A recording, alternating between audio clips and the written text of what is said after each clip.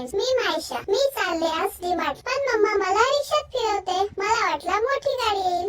तर मम्मा म्हणाली, ही बघ आली मोठी गाडी. शेवटी मी बसले मोठ्या गाडीत आणि निघाले डीमार्टला. डीमार्टला पोहोचताच